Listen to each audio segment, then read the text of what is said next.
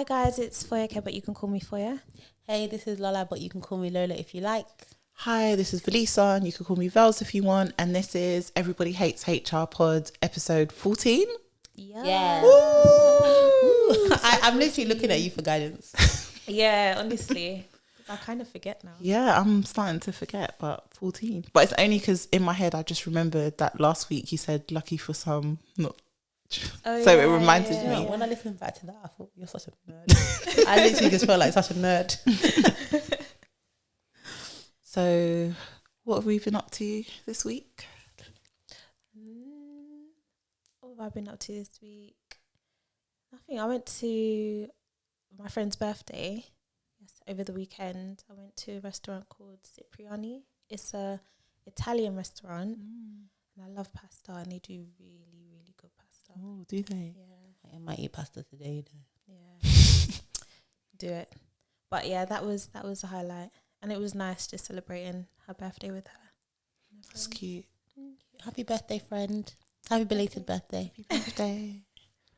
I went to afternoon tea at Tiffany's in Harrods.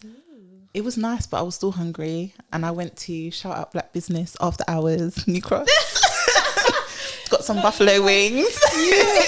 Love that place. Do you know what? going I don't know if it's open, but the other day I was driving and there's one in like Downham. Yeah, they were Yeah. having refurbishments, which is I thought why. they were closing down. No, they were having refurbishment. Okay. So that's why I've been at the New Cross one. Okay. After hours, when you're ready, I'm ready for my loyalty card. wait, so the one is that the one that's closest to you, the one that's refurbing? Do you know what? They're both equal distance from me. Oh, Okay. so they knew. They said Velisa lives We're here. catering for her. Yeah, so after afternoon tea, I drove to New Cross and got some wings. But it was nice. It was cute. That sounds That's cool. cute. Sounds really, really cute. One of my very dear friends, shout out you, Kayla.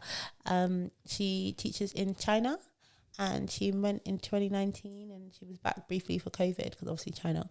And she's been away for 2 years, so she was back this weekend. She had a little get together. Oh. She's back for the summer, so yeah, I spent some time with her. That was just delightful. And then nothing else really. Like that was like the big thing, and just chilling and working. Yeah. Cool. Chilled. Yeah. It looks like we all had quite chilled weekends. You had like the come down from all the birthday and the planning and like actually having free Yeah. time. Yeah. That's true. It was nice. And I didn't have my son this weekend either. So it was just me and Chicago Med. I never watched it. Is it better than Grey's Anatomy? Okay, don't hurt me. I've never really got into the whole Grey's Anatomy thing. Right. Neither have I. Okay, thank you. I'm not. I feel like I'm not in the place to have this conversation. You guys are not gonna understand. But I heard that there's so many seasons now. Like, it's just not what it was when it first started. So How many seasons are there? A lot. I don't even know. There's so many. But I loved it. Like I watched Law and Order Special Victims Unit, which has been going since the 90s. So I like those things like Criminal Minds. Like I like those shows. Like, you know, they have history. They have history, man. Wow. You see the character evolution. that's big character like evolution. EastEnders. It's literally. Do you watch EastEnders? I used to, but listen. But do you know what? Was it around Christmas? I think I watched an episode, and I was just like, I haven't watched this thing in a clear 5 years, and I know what's going on. Oh, really? Yeah, it's like whatever changes in the square. Yeah, it's true. I used to love EastEnders. Same. Used to watch EastEnders, Family Affairs on Channel Oh, 5. Family Affairs. Good Home and times. Away. Same. Emmerdale and Coronation Same. Street. And Brookside. all of them. I was watching All of Brookside them. too. Yeah, all of All them. of Yeah. Hollyoaks was the last to go for not me. the soap operas. Yeah. Have you ever watched this? Hollyoaks too. I watched this show, yeah. So basically, because I'm working for myself now, and on those 2 days, you know, when I'm working hard for myself, I'm not contracting, I watch a lot of daytime TV, and there's a show called Doctors. I know Doctors. Yeah, I never watched it It's before. American. No, it's British. It's very British. Yeah. And it's like it's set in like a GP surgery. It's about just the lives of doctors, and they might follow somebody's story on an episode. Okay. And it's so like the acting is so British play. I can't explain it, but I've actually really been getting into it. Like I get invested in the stories. This is I'm embarrassed, but I'm also I'm happy that I'm supporting British shows. Do you know what I mean? And I think who watches because I'm at work. Yeah. I feel like who watches daytime TV? But there's obviously people. No, people are watching there's it. There's loads. Do you watch it when you're working? No. Because I work even when I'm working from home, the TV's there, but I don't watch it. I watch YouTube stuff. as Yeah. I feel like that's my new TV. Same. Things on YouTube. Yeah. I like all the property shows. Okay. Yeah, I like watch a couple Location. too. Location. Okay, these are 3 Dine recommendations. with me. Did you watch the South London All one? of them. There was a recent Come Dine With Me. 4 in a bed. Have you Daytime watched it? TV. Have you watched 4 in a bed? I think I've watched it once or twice. That is an elite It's good. It's show. Come Dine With Me, but on another level. They sabotage. Yeah. Yeah, they sabotage others. But yeah, there was a Come Dine With Me episode. It was a South London one, and there was everyone was black bar one person, I think. Yeah, and everyone cooked Caribbean food the whole week. There was one vegan, so people were getting a bit about the vegan, but A bunch of Caribbean people eating. You try to feed them vegan food. I tell, wouldn't it? Listen, Aki. Do you know what? I do love callaloo. Oh, do you? I love callaloo. It's not really for me. No, I love callaloo. With obviously not just by itself, but with some meat. But it bangs. Did you guys watch The Bill? Yeah, I love The Bill. Do you remember? Is it PC Lewis? I don't remember any of their names. I'm The just Mill trying to and remember. Mean. Oh yeah. I remember him. That was the only reason I watched it. Really? Yeah. Oh, no, I used to I love The Bill. remember. I He didn't came know. to my school actually. Is it? Did a workshop. It was the only reason. Yeah. Oh my gosh. What was it called? Wags. What was that? Footballers' Wives. Footballers' Wives. Oh my gosh. See, now we're showing our age, but that was good. I was addicted to that show. That was ahead of its time. Yeah. I can't. Do you remember it? Do you know what? Vaguely. There's a scene that is etched in my mind, and I don't. Is it because of the memes? No. It's this man who was cheating, and the woman he was cheating with, who is now in EastEnders, she scratched her initial onto his bum with her nail. And so that it was so that when he went back to his girlfriend or his wife, she would know that she had been there. So basically, she was just there. She used her nail to scratch tea into his bum. Oh, was it Tanya? Zoe Lucker? Yeah, She's the blonde one, right? Yeah. She was a bit I crazy. was, and she was cheating with Frank, and Frank had a heart attack I don't even know who it was. But I just remember I used to love it. I remember thinking that is so petty, but also it's gonna work. Yeah, it would defo work. And I also feel like we were young. Why were we watching that? I used to stay up and say I'm ironing my uniform to watch it. Wow, strategic from day. I think I used to watch it with my mum. Really? Well, she used to watch it and I would watch it. I'd just sit there. But I feel Your mum is there's cool. Nah, I feel like your parents are cool, to be fair. They're very, very cool. But I just feel like I don't want to watch anything that could potentially have a sex scene. I can't watch. With your parents? Yeah, it's uncomfortable. I'm here for that, yeah. There's a I've watched Power with them. Really? I couldn't. I've never watched Power, but if it's got sex in it, no. Yeah, it does. I mean, it's got- 80%. It's got a lot. Are you? When I went. Do you know, we need to talk about the news, but I'll tell you. Actual HR stuff. The first time I went to when I met my boyfriend's parents, they were watching Blood Sisters. Oh, yeah, I really on enjoyed Netflix. it, but they're dumb criminals. Yeah, they're very stupid. They would have got caught in the hotel if this was real life. Yeah, that body would never have left that hotel. That was really Listen. bad. So I was watching that, and there's a couple scenes in there, they just made me uncomfortable. They weren't even all that bad, but anything kissing, anything. You're taking it. I watched Blood Sisters with my mum, so I'm not with you on that. That's your mum. This is the first time. Okay, fair enough. This is the My first boyfriend's time. parents. Your His mum was parents. like, "Let's watch Blood Sisters," and I was just thinking, am I going to stay that long to be watching this mini series, mini series or whatever? But she said, "Let's watch it." So Yeah. So I alright. had to do it. But there was a couple of scenes, and I was just like, That is so funny. Yeah. HR time? yeah, let's give the people what they want. Let's give them what they came for.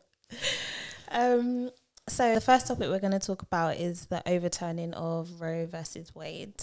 And obviously that is a sensitive topic to touch on, but I think we'll sort of lightly touch on it from an employer's perspective and what we see some of the employers doing in the US at the moment around it. I don't know if I need to give any context around what happened. I mean, you'd probably have to be like under a rock. So, but not everyone will know, I guess, what the particular law was called. But it's all the stuff around the overturning of the federal right that all women have in the US to choose to have an abortion or not. Yeah. So now they won't have the federal right. It'll be left down to states, the individual states. So in some states it is now illegal to have an abortion. Is that effective like immediately? I believe so. I'm sure it was banned immediately in some of the states. Yeah. Wow. The ones I think there was like 13. Yeah. And there were some facilities that were like immediately shut down. And yeah, it's just, it was mad because I knew obviously it was happening. Yeah. I didn't know the decision was out. I actually found out on LinkedIn. Oh, really? Yeah. So I saw like a chief people officer that I follow from like a media company. She was just like, she wrote views my own. And I was thinking, I've never really seen her post. And I started reading it and she was just like, she's really disappointed. Obviously, it's very polarizing because people have different views. Yeah. But from an employer perspective, I guess, people are intervening, like companies are intervening from an employer perspective. Yeah, like some of the big companies like Netflix and Disney have said they will pay for any employees who want to go and get abortions in other states if they're in a state where it's been banned, which is helpful.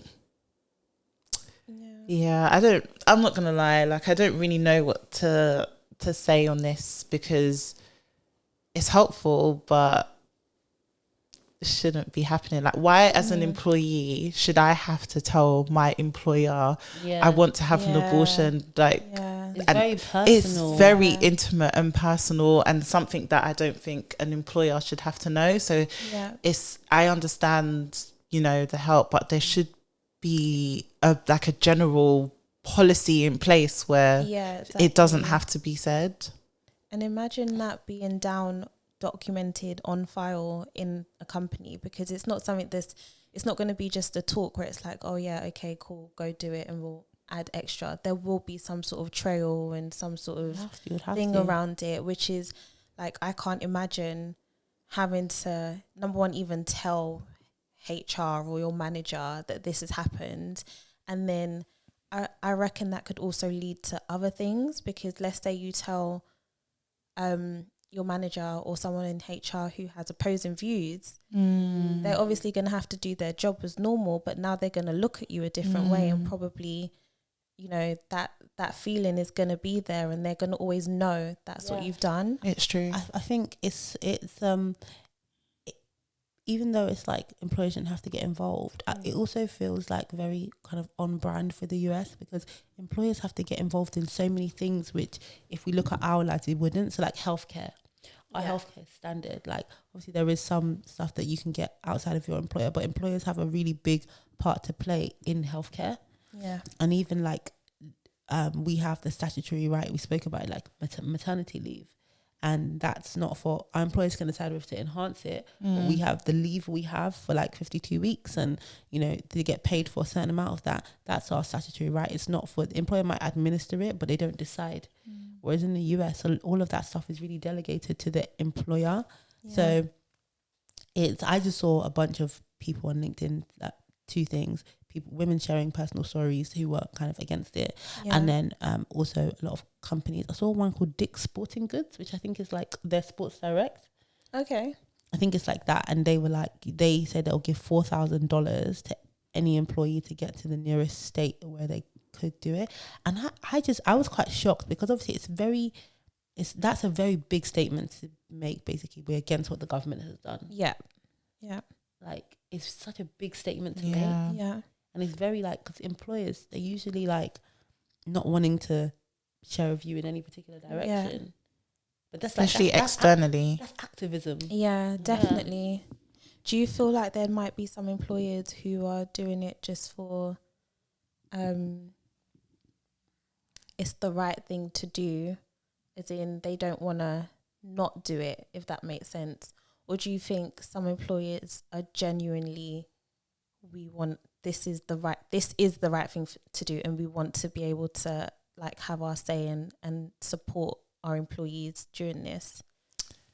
I think it's a mixture, because you'll always get people who, the ones who make those decisions at the top, there's going to be some that agree and some that don't, but they can't let their personal feelings get in the way. It's the same when things happen with like Black Lives Matter. Yeah. There's going to be people at the top who would have preferred not to, but because of the brand, if you've got a brand like, I don't want to say a company, but a forward-thinking company that they look forward-thinking, they're all about innovation and, they're all about diversity and inclusion, then of course if something comes up to do with women, race, and they have to they have to react really quickly, because the sort of employees they have are also people who are forward-thinking, open-minded. So they're literally waiting for them to basically say, you agree with me, don't you? Because that's why I work here. Yeah. But that's why I was with that Dick's Sporting Good company. That's why I was kind of like, okay, I wonder how that will work, because I think it was the CEO or the COO that had both of them that had posted something on LinkedIn on Friday, on the day, was it Friday? And they both said the same thing, but they have a chain of stores up and down the country, and for sure, especially within a retail environment, it's not like everyone is doing the same job. You'll have people that are in retail, people that are in finance, people that are in up and down the country. So all sorts of backgrounds, all sorts of like education, all sorts of everything. So there will be people within that company who disagree with what they're doing. As in they might think, okay, well, this is the law that has passed, I agree with it or whatever. So in those cases, can they even say anything to the CEO? Can you be like to the CEO, like, will you leave? Like, do you know what I mean? We're just because you're taking what you believe is the moral stance on it as the CEO, you may still have employees. You think in the back of your mind you won't. Yeah. But some of your employees will be supporting what has happened, and they won't appreciate what you've done. Yeah, you can't 100%. Win. It is one of those situations where you won't be able to win. But it's just really sensitive as well, isn't it? It's a very sensitive situation to be in. And a lot of I think it's a lot of responsibility for an employer, isn't it? Like you mentioned before, it's not really a responsibility that an employer should have. I just think about all the people that I understand exactly what you meant in terms of like, it's great that they're doing it, but even just for an employee to have to come to work and tell someone that it's such a personal thing. Yeah. Like you have to make a decision whatever the reason is. Obviously there's so many different reasons and all of them are personal. Like to have to come and tell you in order to get the, I guess, care or whatever you need, if you can't afford it, you have to come and open your soul to your employer to get. That's really sad. Yeah.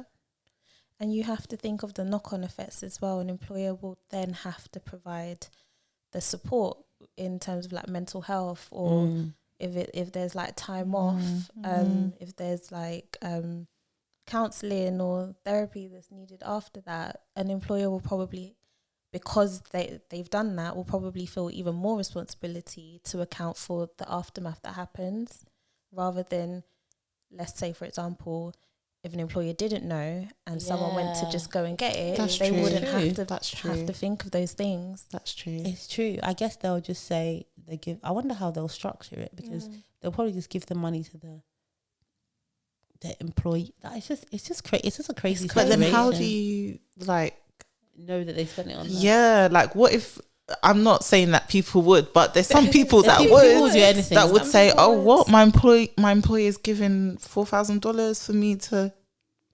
Guys, and they will it's give their true. story. How do you know? Do you then have to like bully people into getting a receipt? Like, how is this gonna work? Yeah, that might it's be very one. crazy. Like, it's just, yeah, I just think it's very much. But I think, Foye, what you said about having other things in place after it happens, like therapy or thing, I think that's a positive, to be fair, because people go through things and you don't. But is it the employer's responsibility? Yeah, You know what I thought was crazy, but obviously people knew that it could have been an outcome, so maybe they had stuff cooking in the background.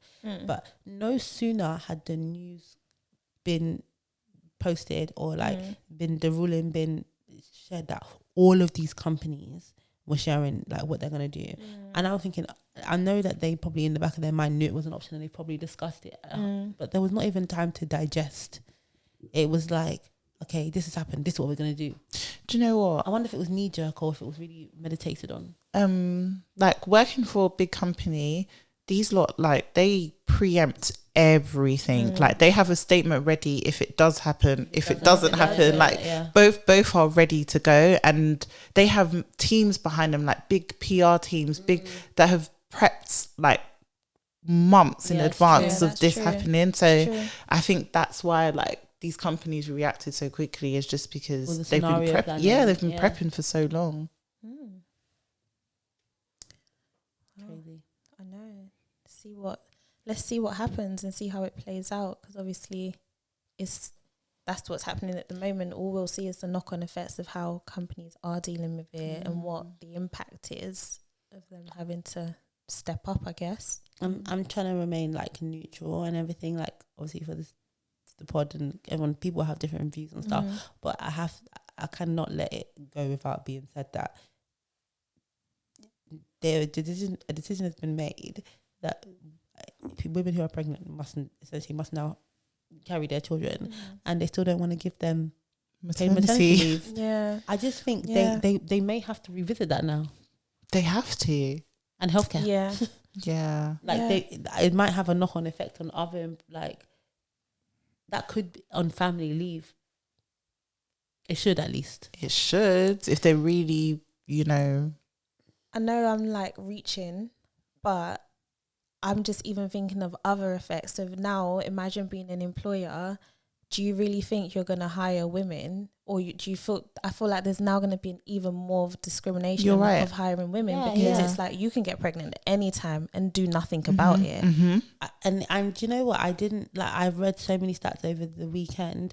There was a stat around like 25% of women in the US under 40 will have, but 25% of women in the US will have one by the time they're 40 or something. So that's like 25. Like that's like literally a quarter of the workforce. It would affect. And now you're gonna have, like, you know, I guess women who are going to be more likely to have children, because you don't know all the ones that obviously they never kept, and you're going to have people out of the office for longer if you do have a paid leave. But it's so true. You might even lose good women as well, because some women are, okay, I'm just about my career at the moment, I'm not ready to have a child, and having an abortion would cater for them to be able to do that. And, you know, if now they did get pregnant, that's their whole career on pause, because they can't do anything about unless they have money. Unless they've got money, and of course, that is another option. But that's not nice, is it? It's going to affect social mobility. Yeah, big time. Yeah, it does. I didn't even think about it like that. It's going to have such a big knock-on effects, because it's really going to affect because it's like it used to be like that in Ireland, right? So when it was illegal, what used to happen is people would just fly to the UK. Yeah. So it's gonna, all the people who have money, if they do end up in this unplanned pregnancy situation, that they'll just fly to another place, and it will be all the people who, you know, are in an unplanned pregnancy who really can't afford it that will end up. So it will affect like their ability to. Yeah. It's very sad. Very. It is. I think so.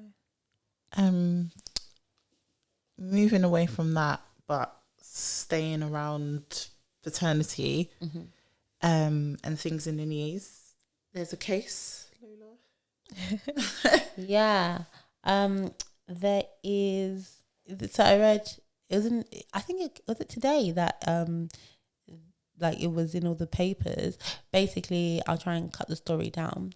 A factory worker. It's always the factory workers. Always the factory workers. Basically, his partner, I think his wife, was pregnant. He asked to have a day off to accompany her to a scan and also look after their 6-year-old. They had another child, and his manager responded, the F you will have the day off. So basically, no, you cannot have the day off. And so he tried to take it off as dependent leave. He tried to take it off as annual leave. His managers kept saying no. And in the end, it was agreed that he took it off. He agreed to take it off as unpaid leave.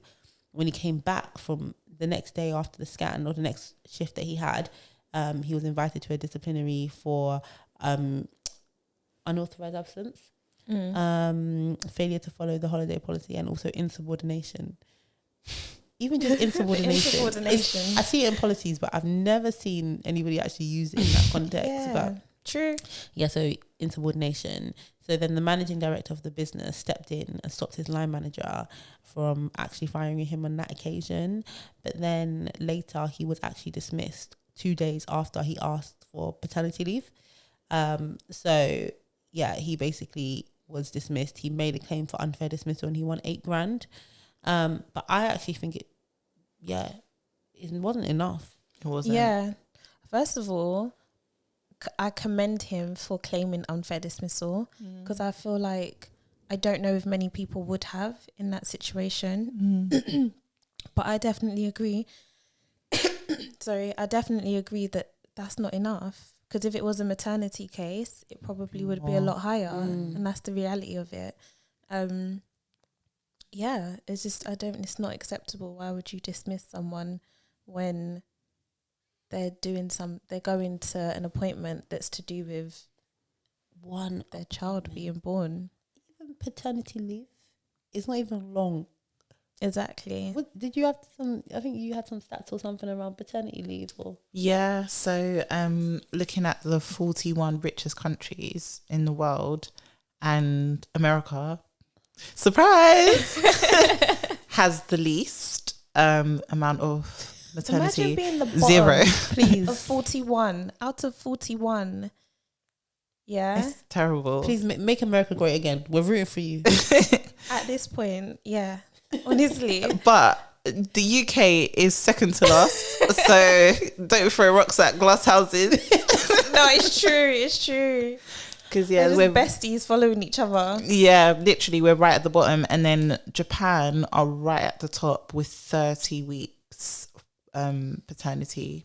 And so that's paid as well, isn't it? Yeah, it's paid. It is 67% is paid for the first 67% of your earnings is paid for the first 180 days, and then after that it's 50% for the rest. So 2/3 for 6 months. Not bad. That's really And good. then in the UK get £155 or something for a week. Yeah.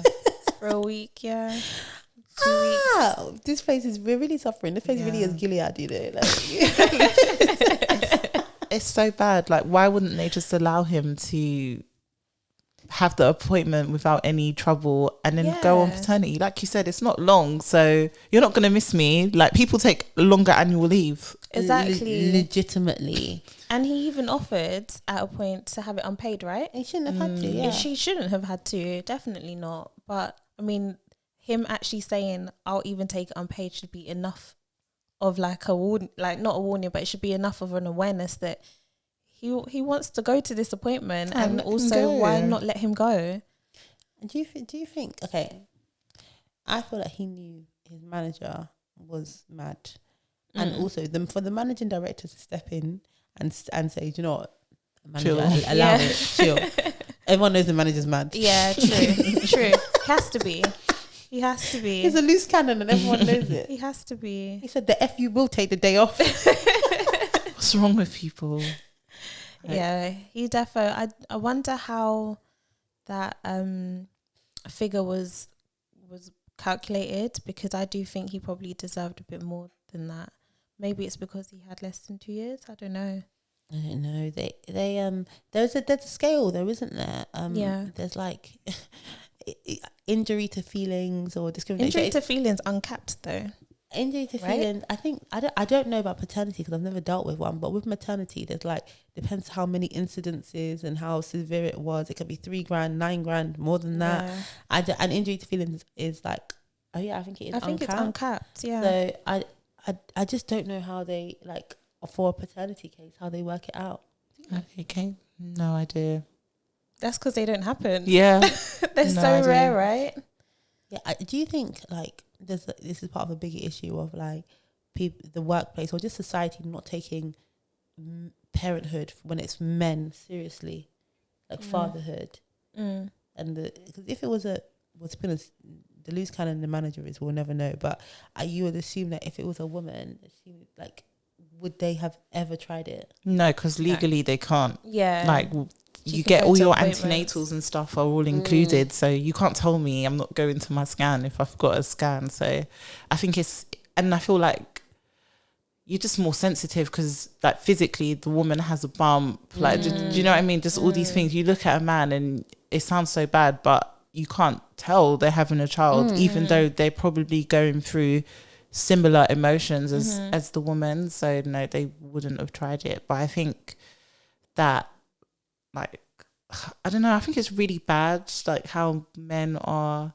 treated when it comes to paternity. Like even dads, you know, saying, oh, if a dad comes and says, you know, I want to work from home on this day because I need to pick up my child from nursery. Yeah. People are just taken less seriously. Yeah. It's they're like, so it's like, where's the mum kind of thing, which it true. shouldn't be like that. It's really true. It is. It's really just terrible. Even just, I feel it's the tone is set at the top though. You give men 2 weeks paternity leave, and you tell them have 2 weeks with your baby and get back to work. Then that sets the tone, doesn't it? Yeah, but I think with leaders, you see it a lot. When there's something happens to them, that's when something changes in the company. Yeah. So I think I can't remember, was it Uber's CEO? I can't remember whose CEO it was, and they had paternity, and they were like, "Oh my gosh, this is the gas. This is what is this? It's not long enough." And then internally they changed the policy so that men got 4 months or 3 months off. Wow. Yeah, but so I feel like things often have to happen to people. It's like with Sheryl Sandberg at Meta, when her husband passed away quite suddenly. Obviously she's bereaving, and so then they introduced a policy where everyone who loses somebody gets 3 weeks off. Okay. So I feel like a lot of the time something has to happen. Yeah. So isn't that kind of what happened with Jack's Law? Is it called Jack's Law? When if you lose a child, you get 2 weeks off. Yeah, but wasn't that a parent that? It was something that happened. Obviously, but then, like a parent, but yeah, it was a parent. But then I think they lobbied, and then everyone was just like, oh my god, this is like, because people can understand, like as a parent, you can, even if you're not going through the situation, you can empathize. Oh my god, imagine if I lost my child and they told me to go straight back to work or whatever. But yeah, I do think the personal experience helps, but it's not realistic. Like even maternity, like a lot of the bosses and stuff, they're not like the top bosses. They're not men, so they will never understand from a maternity perspective, like what it means and all of that kind of stuff. So you're not women. Pardon? You mean not women? When I say they're not men. Yeah. Oh yeah, no. Yeah, no. Well, I know what you mean. Yeah, they're not women, so maybe you do have to experience it, and maybe that's why we're not going forward as quickly. Yeah, I agree. It's not enough time just to 2 weeks. Literally longer. It's really unfair. And even just the whole why make it so strict here in the UK where it's like, okay, 1 week or 2 weeks, but if you take the 2 week, it has to be back to back. You can't split it up. Why is that? Do you want to explain it properly for people who don't? Right. So paternity in this country is 2 weeks. Is it capped at 90%? Yeah, statutory. Yeah, statutory. Yes, I'm talking about statutory. And you have the choice as the father to take 1 week or 2 weeks, but you can't take 2 weeks and have a gap in between. So it has to be back to back. Yeah. And I just don't. I've never understood the reasoning behind that. It doesn't make sense to me. Because shared parental leave, you can actually take in block. Yeah. I don't understand it. And if you have a job where you can't be away for 2 weeks, and some people do, if you have a job where you can't be away for 2 weeks, it means you take in 1 week and you lose the second week. It's ridiculous. Yeah, exactly. That's it. So it's 1 week. People are scrabbling their annual leave together, like just to make it a bit longer. Yeah. In one of my old roles, they actually had enhanced paternity. It wasn't anything major, but it was nice. I think it was like an extra 2 weeks paid at like 70% or something like that. So you could end up taking a month off. It's better than nothing. Yeah, and I thought that was really nice. Have you seen many people using shared parental leave? I've seen it once. I haven't. I've had to do it once. So I guess if you're listening and you don't know what shared parental leave is, basically you can, if you're I guess it's maternity or adoption leave, right? So if you're having the baby or adopting a baby, if you're adopting, one parent can take it, but if you're the one who's physically giving birth, you can have up to 52 weeks off. And what shared parental, usually if you think typically the mother would go and have the baby and she would take up to a year off, and the father would take paternity leave, which would be 2 weeks. But if you use shared parental leave, it would be nice. You get that in like Hungary. But if you take shared parental leave, basically the mother can gift give some of the leave to the father, or the birthing and the non-birthing parent, I should say. So basically imagine one person could take, like the birthing parent could take 32 weeks, and she gives 20 weeks to the husband, so he could have 20 weeks plus the 2 weeks paternity leave. And you could actually even take it at the same time, so you could end up taking like, having 22 weeks off together, and then she goes off and has the extra like 8 weeks, and it can be really nice. And that's a benefit that's in place. Well, it's everyone has the right to it, but lots of companies also enhance shared parental leave in the same way as maternity leave. But I rarely see men take it. Rarely. I've seen it once. I just don't think people know about it too much. We tell them. I know, but I just don't think they know about it. And sometimes, I know the very first time I read through it, I was confused. It's confusing. I was like, how does this work? So I think there might be like, we just know maternity, paternity, and sort of one of those things where people are missing out just because they don't understand it. But yeah. And I dealt with, it wasn't even, I gave advice. It was actually it was like a friend of a friend, and he was in a company where they enhanced shared parental leave, and she was in a company where they had statutory maternity. So they did shared parental leave because they would end up with more money. Because I think in his company he could have they had this exact same policy as maternity, so it was up to 6 months at, I can't remember what percentage, and she would only get 6 weeks.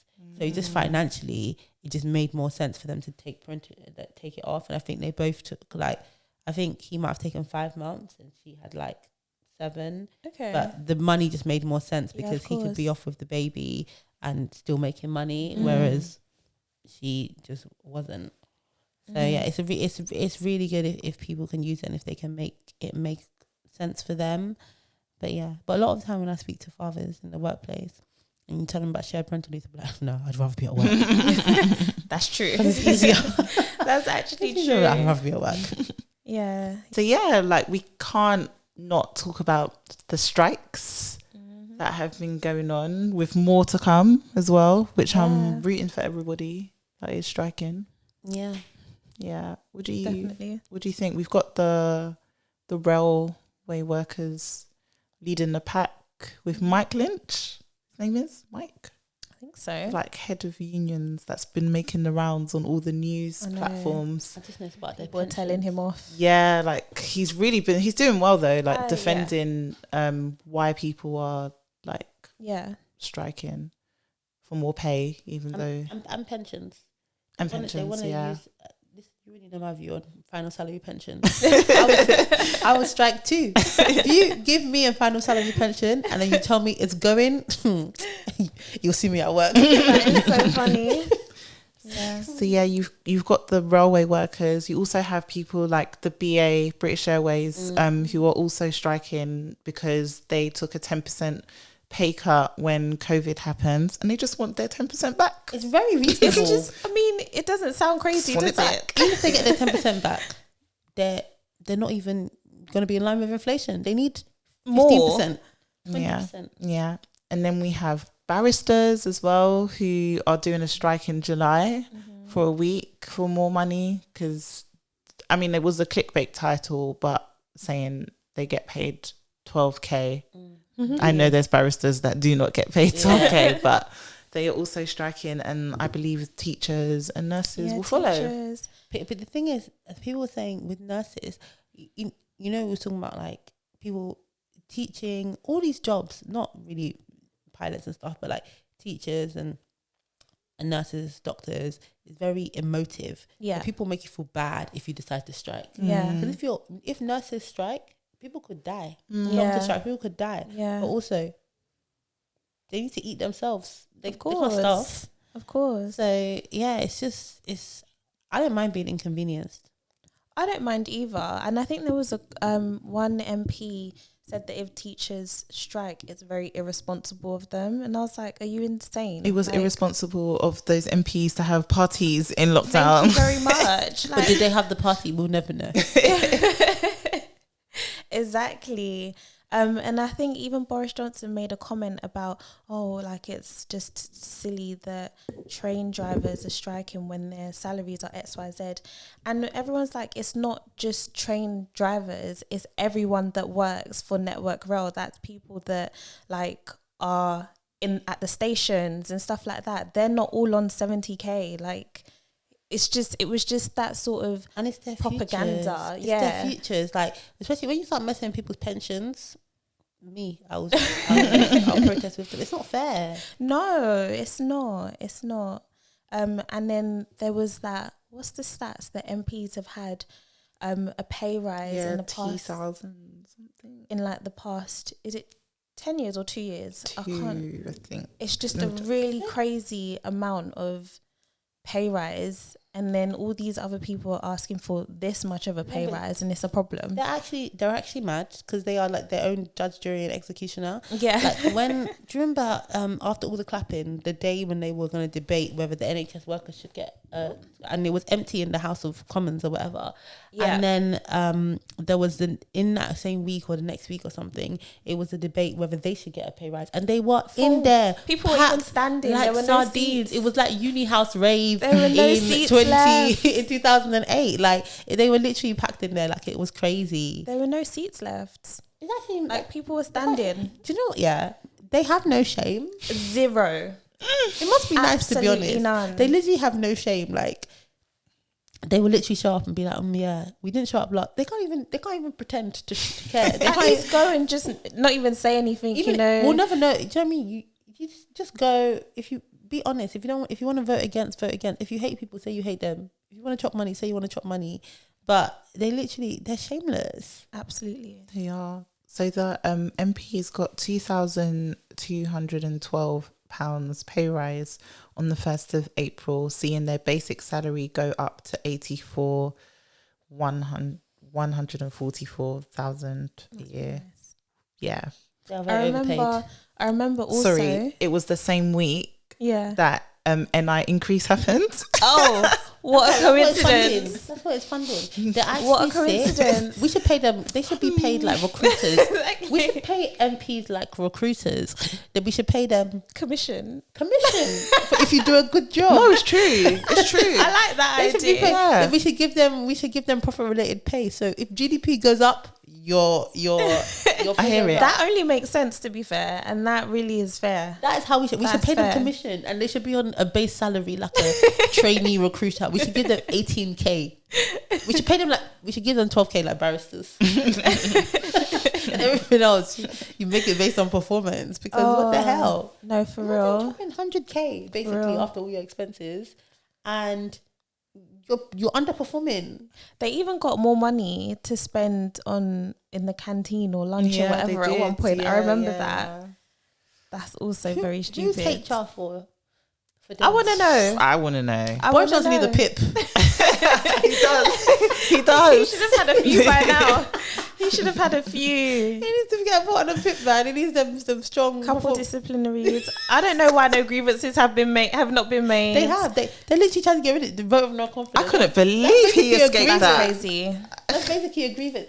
He came out stronger. Like, yeah. He said recently, I saw in the news that he said, "Oh, he's not phased by it, and he continues to go another term, and maybe even into the 2030s." Can you imagine? God forbid. Honestly, no way. He thinks he's Churchill, mate. No. Crazy. But yeah, in support of the strikes, and the unions have done so much. They get a bad rep, but they really have, like, they've done so much for, like, for us, actually, for the country and everything. I had like a list of things that unions have contributed to somewhere here Over the times, over the past things years. that we should be thanking unions for. Because even me, sometimes I'm like, oh God, unions, because I don't like it when they jump into my disciplinary and defend someone who did something wrong. Yeah.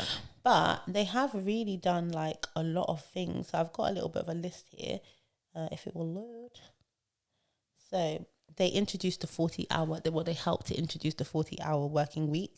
So they lobbied so that we should actually have time, like restricted time. And obviously that's what we go by now, like 9 to 5. What year was that? It was way back when. And then also to have the weekend. It was them who was like, let people rest. Imagine, I cannot even imagine a life without, I already struggle with 2 days. I can't imagine a life where there was no weekend. Yeah, exactly. You just work when you're supposed to, like, that's crazy. Yeah. It's time for unions to come up again. For the 4-day week. Come for even the 40 hours, I'm like, it's a lot. You know, contract's 35 these days. 40 hours is a lot, isn't it? It is. So yeah, so introducing 9 to 5, the weekend, encouraging the UK government to give increased annual leave over and above like the EU provisions. This was interesting. It says basically before the Employers and Workmen Act of 1875, there were employment contracts, but only employees were bound by them. Imagine the rudeness of that. So basically you sign a contract and it says what you have to do and the employer can just be doing anything. Just vibes. It's just vibes. So yeah, so they lobbied and everything for that, which is amazing. And like our employers actually... That's crazy. A big one. It would have actually been the ghetto. Absolutely. They've done lots of stuff around parental leave, helping to tackle discrimination. So obviously, contributing to like the Equalities Act and all of that stuff. Obviously, work in progress, but no, that one they've just passed the baton over because that was not finished. It's not finished. That one's not finished. It's a work in progress. Yeah. But the thing is, if you discriminate, unions will come. And Oh be yeah, like, yeah. You did this, you did that. Yeah. If you did it, it's long. Do the time. They helped to introduce the minimum wage. Again, these are like fundamental things. Like, yeah, definitely. Literally so fundamental. And then allowed us to talk to bosses about paying conditions. They have literally been a mediator. That's the biggest role that they play, isn't it? Like, and helping to give. I think what they do is they help to give people the language and the words, and the legal expertise and everything they need to do these things. Because if you think stereotypically of a bunch of like back in the day factory workers, they wouldn't have even had the power as a one-off factory worker, and sometimes even the language and stuff that they needed to do it. Yeah. So yeah, like they've done so much. Like we appreciate unions. Sometimes I'll speak for myself.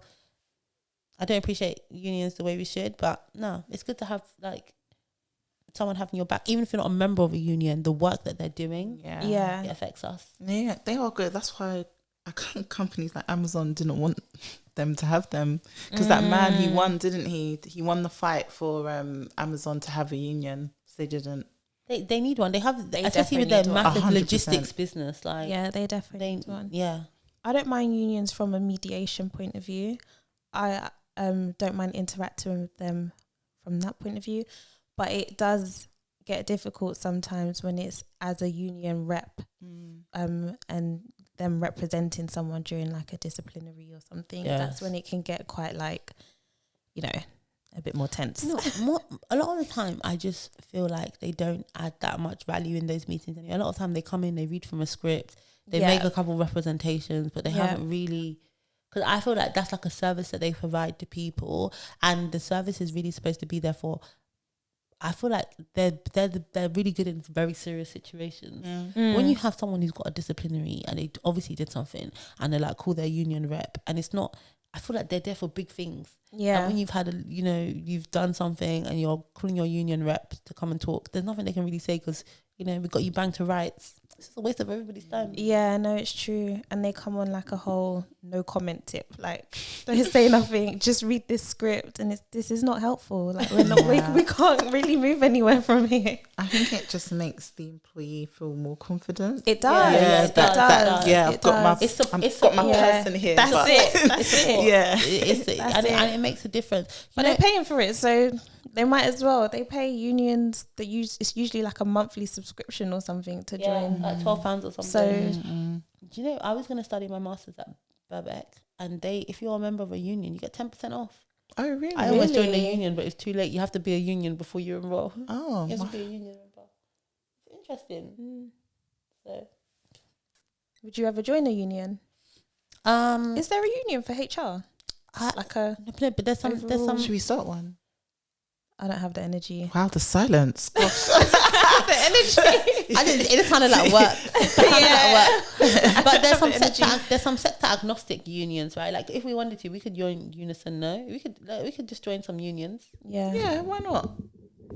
Unite. Yeah, I don't know. Maybe we should make one for HR. Foye's not on it. I'll join. I will join your union. I'm not heading it up with you. Lobby for? We should get emotional and mental health support from our employers. I think that should be something for HR. For HR employees. For HR yeah, employees, I agree. because we take on a lot of the emotional baggage from everybody else. Yeah. And who is there to HR needs HR. It's true. Exactly. We should that should be a service.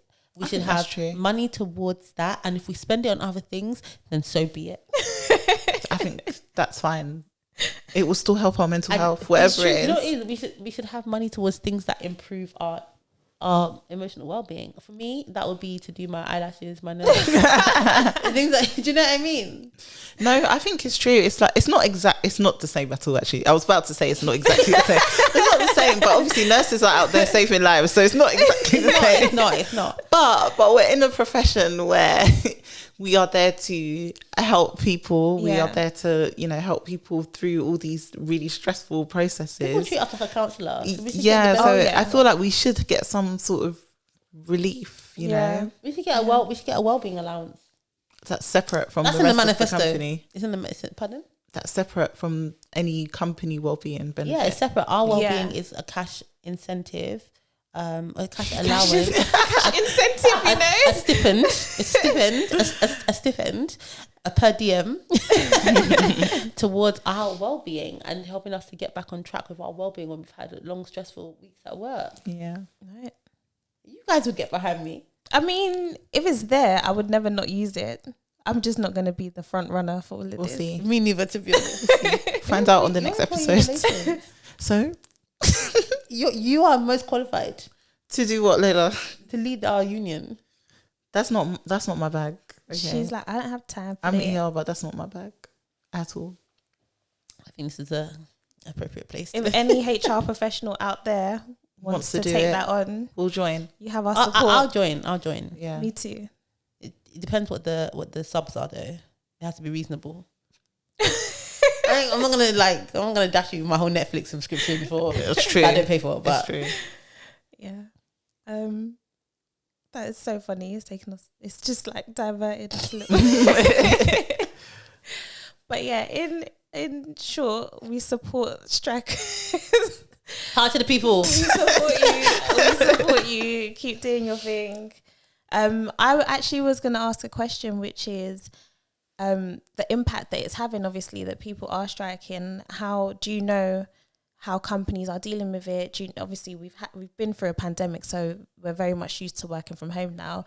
But do you feel like there are some companies that are still kind of like, you need to just fight through it and somehow get into this office? I think there's a bit of irony in it, because the people it will impact will probably be the people that the people striking don't want to impact, because it will be all the frontliners that were during COVID, because they're the ones who have to go in regardless of what's going on. It's literally the same thing. Like people who could work from home during COVID are working from home because there's a strike, and the people who can't are still going in. So I do think in that sense it's a bit like sad that it's impacting those people, but I'm sure that's not who these strikers. Yeah, and I feel like those people will have the empathy as well. So I feel like they'll feel like, we're inconvenienced, but go and get your money. Yeah, definitely. Yeah, it's true. And the ones that are complaining and saying that they shouldn't strike, like, you already know what they look like and who they are. Yeah, definitely. No, strike away.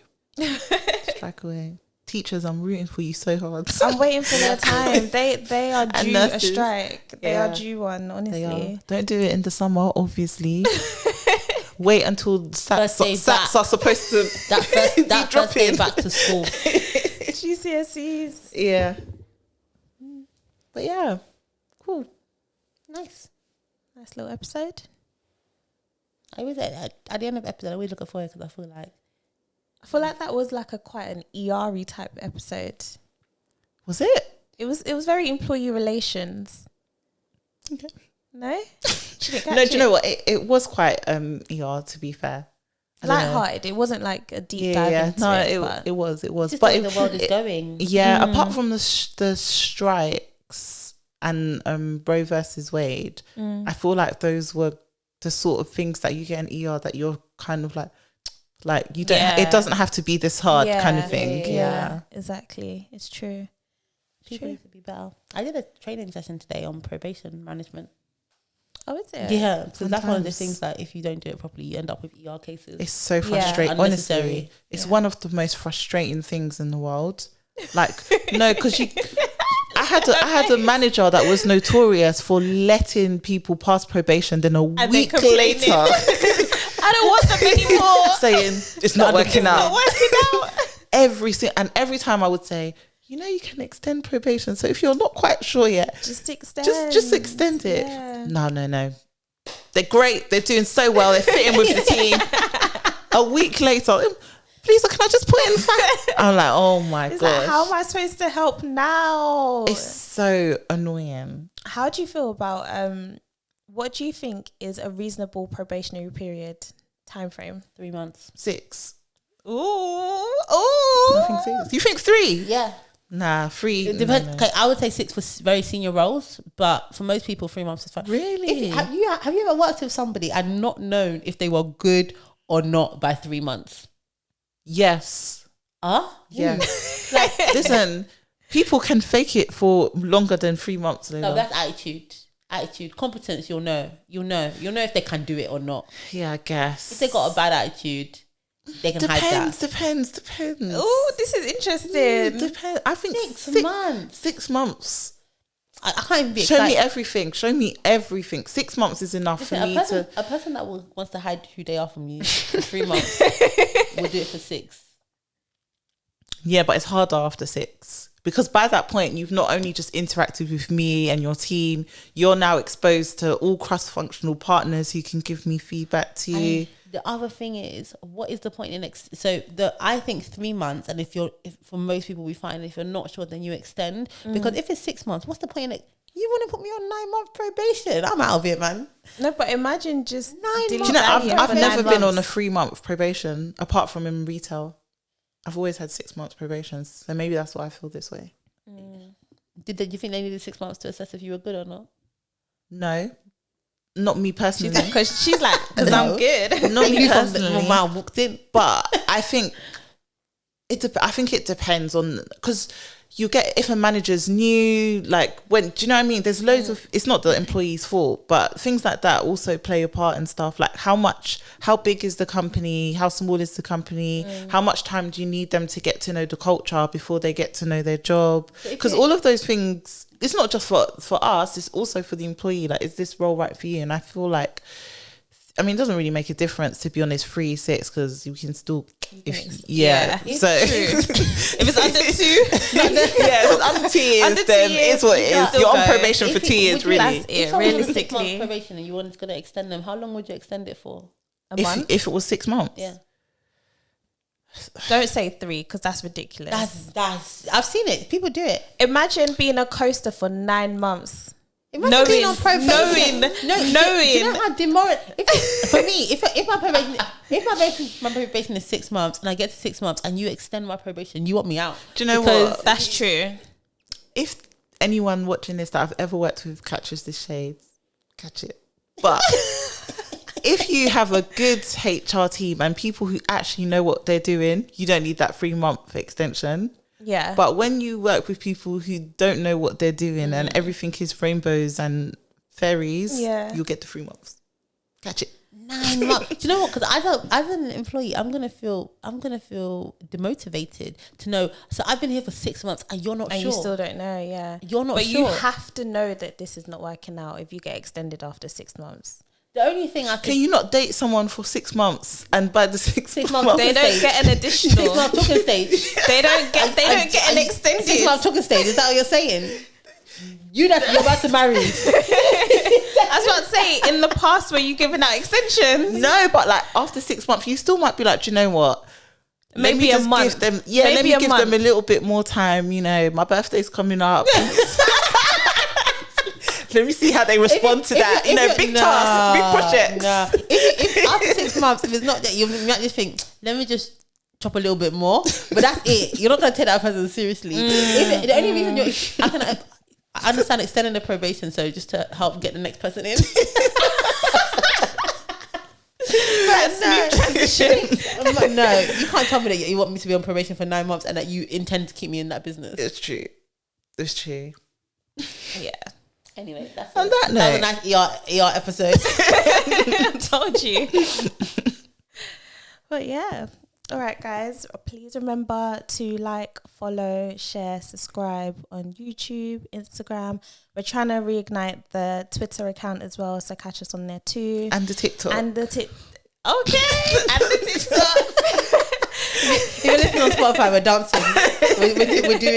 We're doing gender dancing. And the TikTok. So yeah, please, we are seeing your comments and we are grateful for all the positive ones. Also, the feedback ones are welcome too. So thank you very much. And yeah, that's it. That's a wrap, guys. Bye. Bye.